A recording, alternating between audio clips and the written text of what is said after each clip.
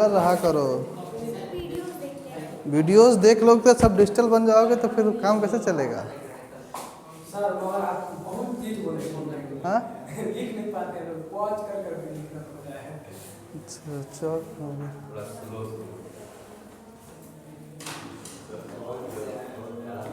हाँ सर हम तो ये चीज समझ नहीं पड़ा। हाँ बोलो बोलो। एग्जाम में नहीं आएगा, पहले ही बोल दिया ना कि एग्जाम के लिए नहीं लिखवाए हैं। सर ठीक है आएगा। नहीं आएगा ही नहीं तो फिर आएगा क्या? मान लो कभी पूछ लिया भाई दबे भाई उससे रिलेटेड है तो वो लिखा है उसमें कर दिया। ये सर मतलब क्या बोला है इसके बारे में देखिए तो नहीं वैसा है। क्या कह रहे हो? सर जैसे कि यहाँ पे जो हमने डिस्कशन में कुछ तो खाली रखा है। अरे वो ऐसे ही बना दिया जाता है कि ये फील्ड है, यहाँ पे इसको भी बना दिया गया था क्या? कोई दिक्कत नहीं, यहाँ पे भी बना दो।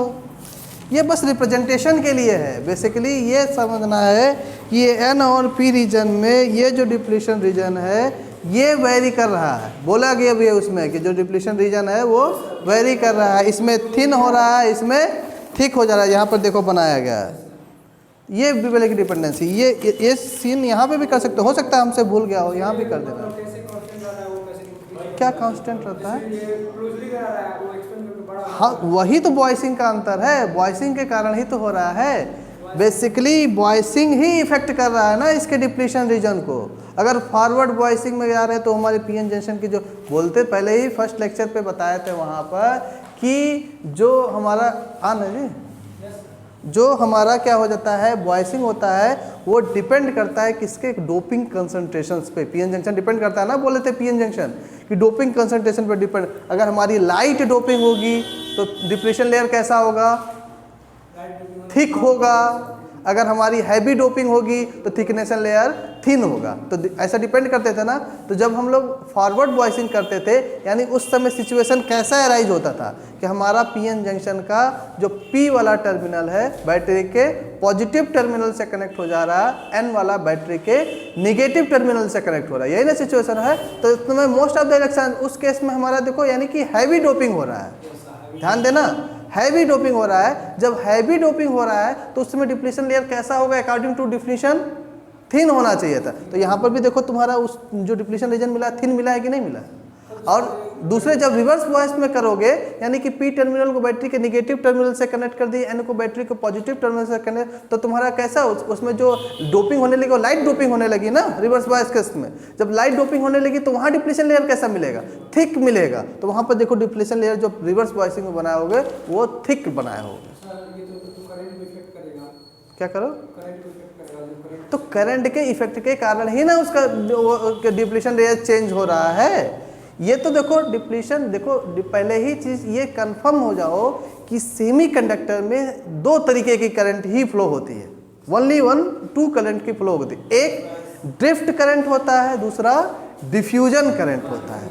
ड्रिफ्ट करंट जब होता है जब वहाँ पर करंट का इन्वॉल्वमेंट होता है, कोई कनेक्शन उसमें ऐड करते हैं। तो वहाँ पर देखोगे ड्रिफ्ट करंट पढ़ने से पहले ड्रिफ्ट वेलोसिटी पढ़े होगे। तो ड्रिफ्ट वेलोसिटी में क्या होता था कि जब हम कोई पीएन जंक्शन में फील्ड अप्लाई कर देते थे तो उस फील्ड के कारण इलेक्ट्रॉन और होल अपने अपोजिट कनेक्शन जहाँ पर फील्ड अप्लाई करें अपोजिट इंड्स की तरफ मूव करने लगते थे। और मूव करने के दौरान उनकी वेलोसिटी क्या हो जाती थी? इलेक्ट्रॉन की इंक्रीज हो जाती थी। तो वही जो इंक्रीज इन वेलोसिटी होती थी उसी को हम लोग नाम देते थे ड्रिफ्ट वेलोसिटी का। भी सब पढ़ाए हैं, बताया गया है। उसी इंक्रीज इन वेलोसिटी को क्या बोलते थे? ड्रिफ्ट वेलोसिटी बोलते थे। और वो ड्रिफ्ट वेलोसिटी टोटली डिपेंड किस पे करता था? जो भी हम स्ट्रेंथ फील्ड का अप्लाई करते थे उस पे डिपेंड करते हैं, यानी उस टोटल फील्ड स्ट्रेंथ पे डिपेंड करता है। यानी वहां से लिखे होगे VD is directly proportional to E, और वहां से प्रोपोर्शनलिटी कांस्टेंट हटाते हैं तो कोई कांस्टेंट ऐड करते हैं तो मोबिलिटी का कांसेप्ट लेके आते थे VD बराबर म्यू इंटू ई। वहां से म्यू बराबर लिखे थे VD अपॉन E। वहां से डिफाइन किए थे कि पर यूनिट इलेक्ट्रिक फील्ड में अगर किसी भी पार्टिकल की जो ड्रिफ्ट वेलोसिटी है वो इसकी मोबिलिटी को डिपेंड करती है। तो वहां से जो इनकी ड्रिफ्ट वेलोसिटी का कांसेप्ट आया, अगर उस ड्रिफ्ट वेलोसिटी के रिगार्डिंग करंट मेजरमेंट करते हैं तो वो जो करंट कहलाती है हमारी कैसी कहलाती है? ड्रिफ्ट करंट कहलाती है। इसलिए ड्रिफ्ट करंट जब पढ़े होगे तो वहाँ पर करंट का कॉम्बिनेशन लेकर पढ़े होगे, कनेक्शन दिए होंगे। ऐसे ही दूसरी एक करंट जो फ्लो होती है उसको हम बोलते हैं डिफ्यूजन करंट। उसमें क्या करते हैं? कोई सप्लाई नहीं देते हैं, कोई सप्लाई ना देने के बाद भी कुछ माइनॉरिटी करंट्स फ्लो होती है।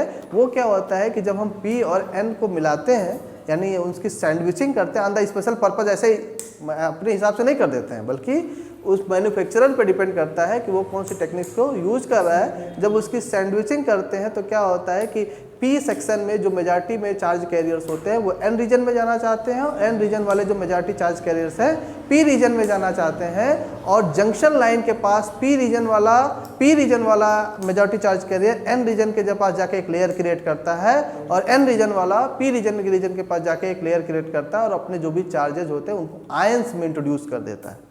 आयंस में क्या कर देता है? इंड्यूस कर देता है। तब वहाँ पर जो लेयर्स के पास, जो जंक्शन लाइन के पास दोनों लेयर क्रिएट्स होती हैं, एक तरफ पॉजिटिव आयंस, दूसरी तरफ निगेटिव, वो इमोबाइल आयंस नहीं होते, वहाँ पर आयंस में वो इंट्रोड्यूस कर देता है, और वहीं से दोनों जंक्शन लाइन्स के ही हम लोग क्या फॉर्म होता है, वहीं से डिप्लीशन लेयर का फॉर्मेशन होता है। डिप्लीशन यानी उसी को डिप्लीशन रीजन बोलते हैं, उसी को जंक्शन रीजन बोलते हैं, उसी को स्पेस चार्ज रीजन बोलते हैं, यहीं से बोलते हैं ना। अच्छा, एक चीज़ और बनाए होगे उसी फिगर में बताए होगे, वहीं पर कैपेसिटेंस का भी जनरेशन होता है, यानी कि जब डिप्लीशन रीजन बना गया तो वहाँ पर कैपेसिटेंस का जनरेशन, अभी नेक्स्ट टर्न पे उसी पे बात करेंगे, यानी इस टॉपिक के बाद उसी पे बात करेंगे कि वहाँ पर हमारा दो कैपेसिटेंस का भी जनरेशन होता है, एक जंक्शन कैपेसिटेंस, एक हमारा डिफ्यूजन कैपेसिटेंस। तो उसके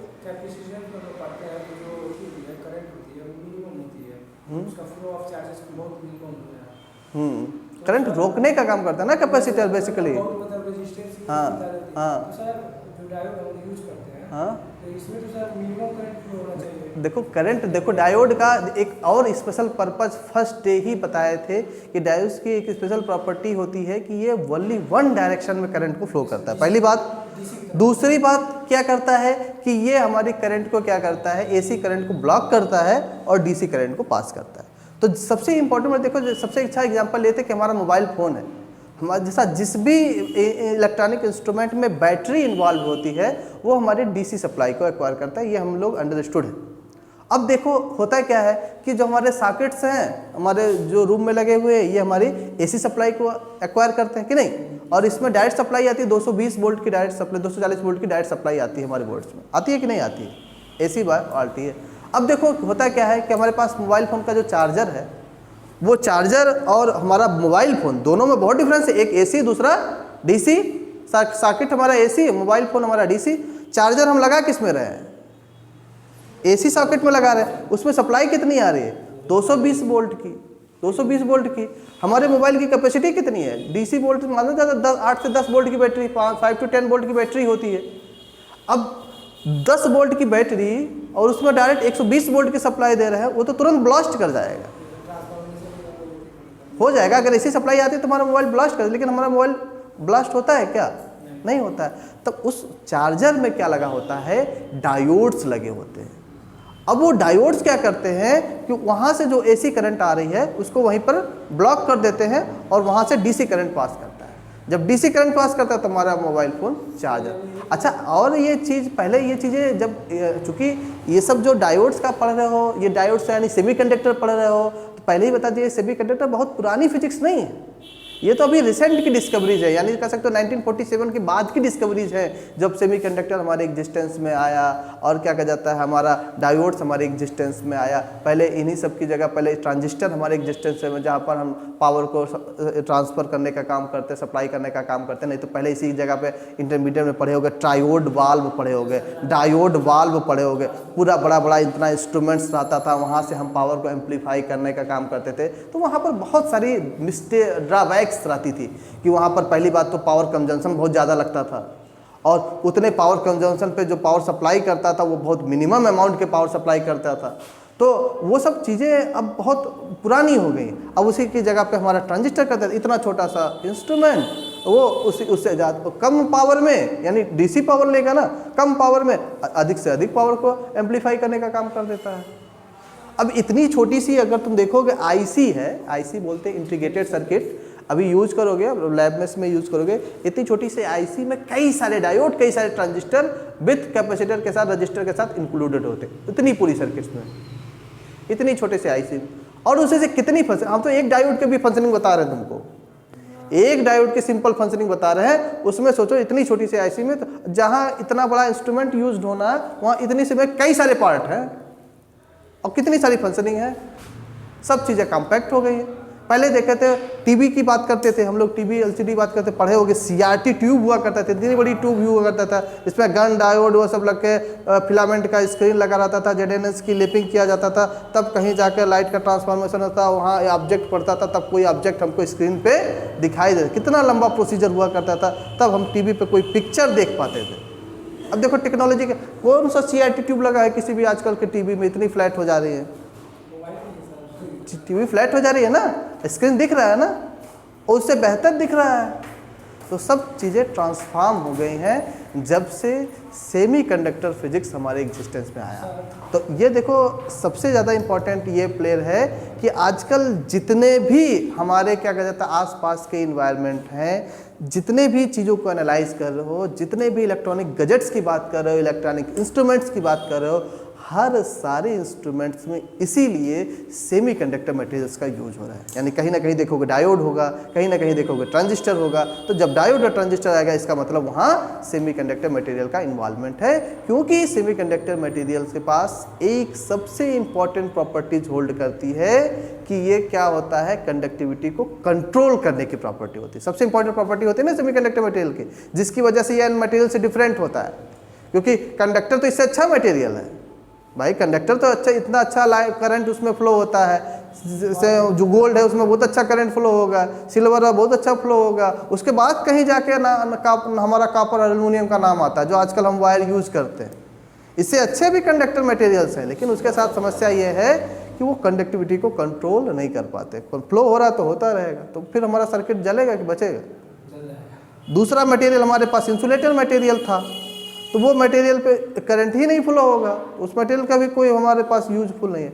लेकिन सेमीकंडक्टर मटेरियल ऐसा मटेरियल था कि जिसकी सबसे इंपॉर्टेंट प्रॉपर्टी थी कि इसकी कंडक्टिविटी हम कंट्रोल कर सकते थे। देखो अपने हिसाब से डोपिंग कराते थे, अपने हिसाब से उसका कंसंट्रेशन डिसाइड करते थे, डिपेंड करते हैं ना। तो ये सब बहुत कहानी टाइप का समझोगे, चीज़ों को एनालाइज करोगे, तब पिक्चर बेहतर क्लियर समझ पाओ। हाँ बताओ, हाँ बताओ सर, आपने कहा कि वो एसी करंट को ब्लॉक कर देता है और डीसी को प्रोवाइड करता है, क्या diode AC to DC convert करता है? एसी टू, हाँ, डायोड्स का फंक्शनिंग यही है। अभी डायोड को हम एज ए रेक्टिफायर की तरह यूज करते हैं। ऐसे डायोड को हम लोग क्या करते हैं, सिंपली डायोड को एज ए जब डायोड का एप्लीकेशन पढ़ोगे तो वहाँ बताया जाएगा कि डायोड को एज ए रेक्टिफायर की तरह हम लोग यूज करते हैं, और रेक्टिफायर का काम ही यही होता है कि एसी को डीसी में कन्वर्ट करना।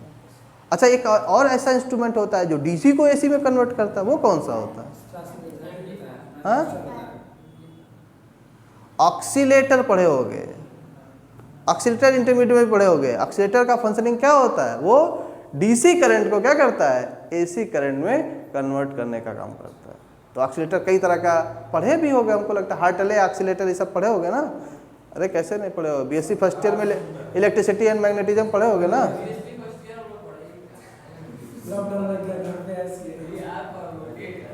हाँ, ये भी कह सकते हो, प्रमोटेड वाले हो तुम लोग ना।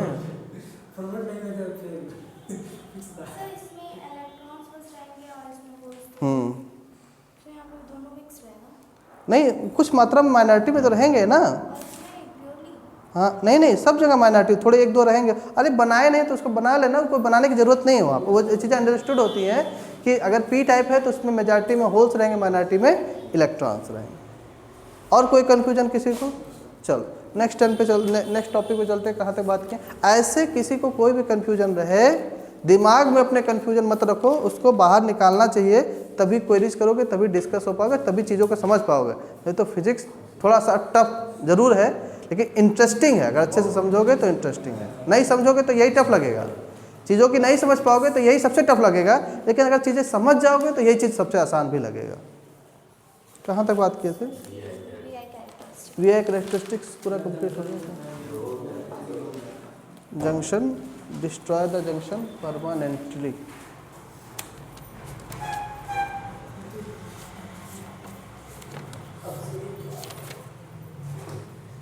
ठीक है, इसके बाद लिखो वोल्टेज करंट इक्वेशन, नहीं हेडिंग है वोल्टेज करंट ऐसे को बोलते हैं V I equation of a PN junction diode.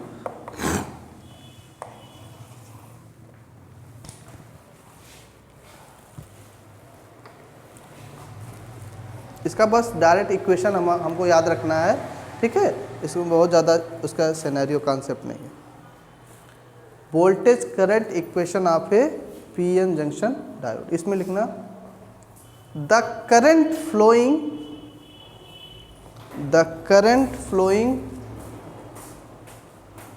Through as PN junction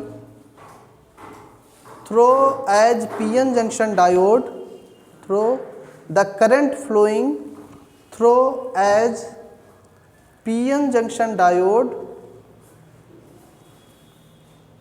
due to application of a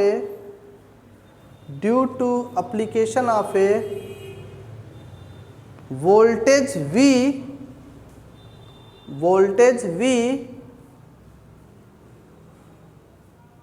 across the junction is given by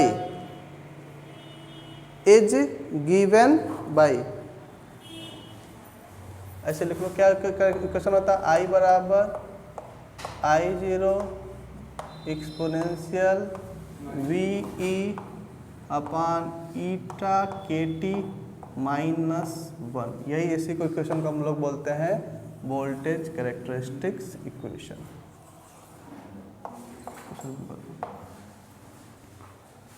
I बराबर I0 e to the power VE upon eta KT -1।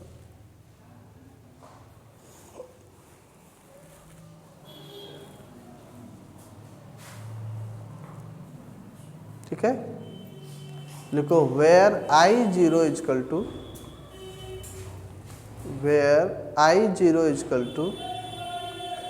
reverse saturation current SATURATION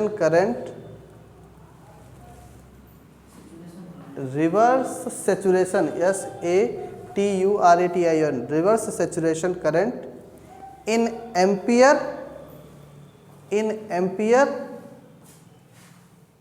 at temperature T, capital T, at temperature T in Kelvin,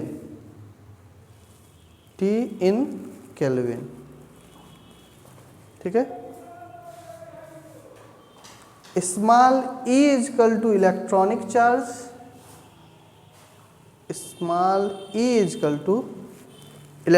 charge, equal to उसी बगल में equal to 1.6 into 10 to the power -19 coulomb, equal to 1.6 into 10 to the power -19 coulomb. Small k equal to Boltzmann constant,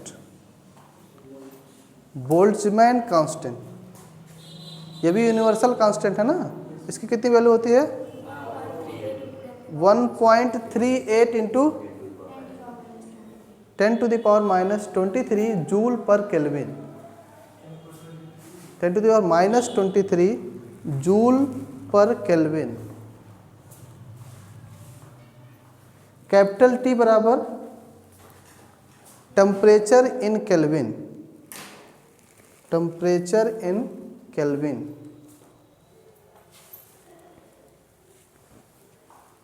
ईटा बराबर constant comma which depends upon the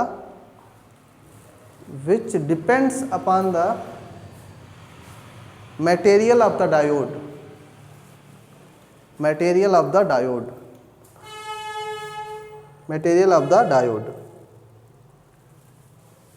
ठीक है। it is one for germanium and 2 for silicon. It is 1 for germanium and 2 for silicon. It is 1 for germanium and 2 for silicon. मतलब silicon के case में इसकी values कितनी होती है 2, और जर्मेनियम के केस में इसकी वैल्यू कितनी होती है, कहीं भी अगर ईटा की वैल्यू आए, प्रॉब्लम कोई न्यूमेरिकल आ गया तो उसमें ये चीज़ अंडरस्टूड कर लोगे। ठीक,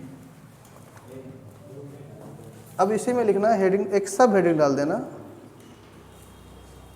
फॉर ए फॉरवर्ड बॉयस्ड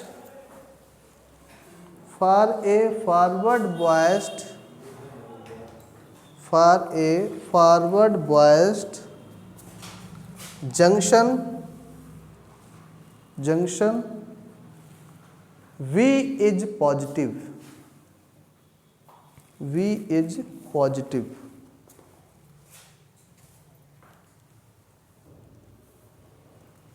ठीक है, उसी में लिखना नेक्स्ट लाइन से, for leakage forward biased voltage, for large forward biased voltage, for क्या लिखे, फॉर लार्ज लिखो, for large forward biased voltage, इसे लिखना e to the power VE upon eta KT is greater than 1. हाँ, for large forward bias voltage उस समय e to the power VE upon eta KT is greater than किसके होता है 1 के।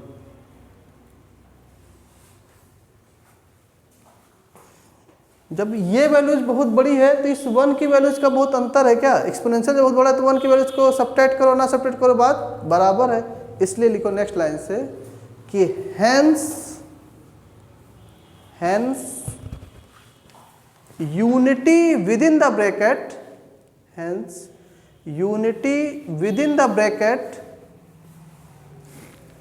in equation 1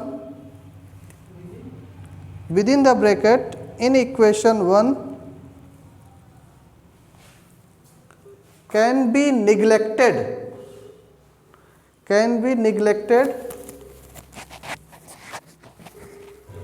and we have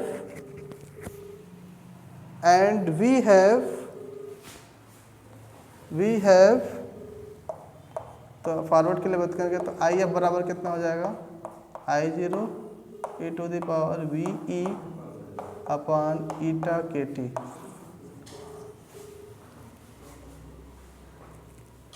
एक second, हाँ hello,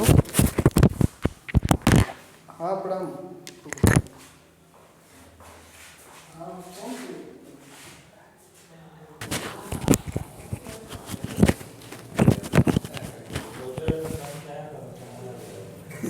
ठीक है, तो क्या लिखे, फॉरवर्ड वोल्टेज आई एफ बराबर क्या हो जाएगा, फॉरवर्ड करंट, बात मत करो, आई एफ बराबर I0 e to the power VE upon eta KT, 1 क्या हो जाएगा, गायब हो जाएगा। फिर नेक्स्ट लाइन से लिखो, क्या V वोल्टेज है ना, वही इलेक्ट्रॉनिक चार्ज है, पहले ही बोले ना कि V क्या होगा, फॉरवर्ड के केस में पॉजिटिव होगा। ये जो एक्सपोनेंशियल है भाई कंफ्यूज मत हो इसको, यहाँ पे एक्सपोनेंशियल लिख दो, यहाँ पे EXP लिख दो, नहीं तो पता चले, नहीं तो उसमें कंफ्यूज रहोगे कि ई इलेक्ट्रॉनिक चार्ज वाला है कि एक्सपोनेंशियल वाला है। अंडरस्टूड होता है, लेकिन चूंकि ऊपर भी ई है तो इसलिए कन्फ्यूजन की स्थिति बन सकती है, तो EXP लिख देना, ठीक है, अब नहीं कन्फ्यूजन है ना, ठीक। नेक्स्ट लाइन से लिखना, 10 forward current IF, 10 forward current IF increases exponentially,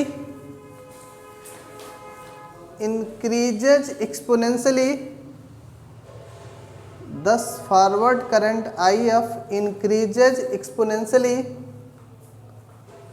with voltage V,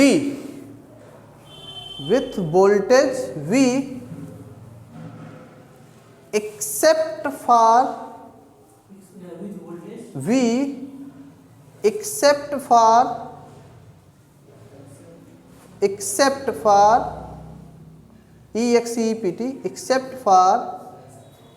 every small values of v, except for every small values of v। एक जो यहाँ पे हेडिंग डाले थे ना, फॉर ए फॉरवर्ड बॉयस्ट, इसको नोट करके लिख दो, नोट 1। जो टेस्ट लगा हो ना वहाँ पे लिख दो इसको नोट 1, नोट करके लिख लो तो ज़्यादा सही रहेगा, ठीक है। अब इसके बाद एक लिखना नोट 2, उसमें लिखना for a reversed biased junction, for a reversed biased junction V is negative, V is negative, ठीक। इसमें लिखना when the diode is reverse biased, when the diode is reverse biased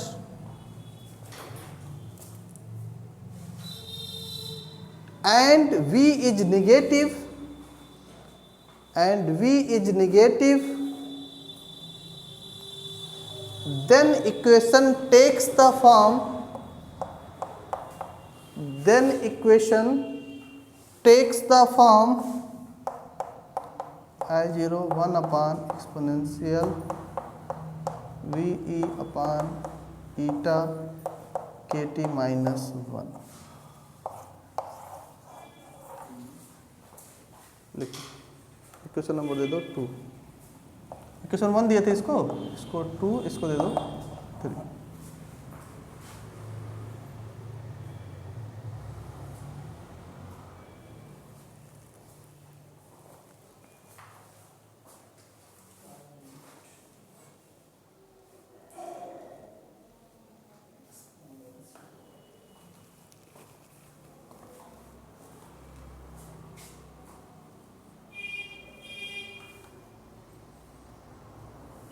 इस पे लिखना for leakage reverse bias voltage, for leakage, leakage ना काटो, leakage ना लिखो, फॉर लार्ज ही लिखो, फॉर लार्ज, इससे पहले लार्ज ही लिखे थे ना, for large reverse bias voltage comma the exponential term quickly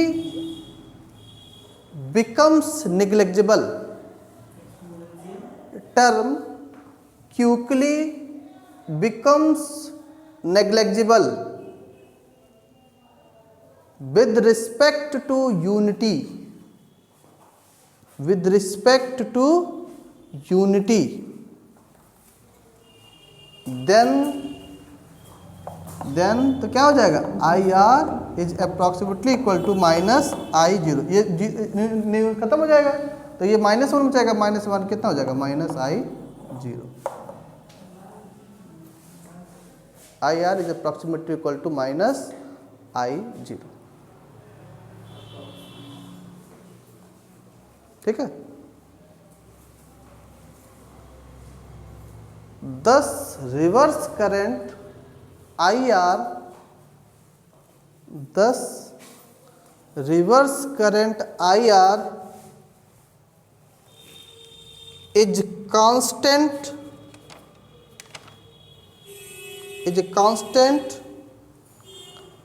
and is independent of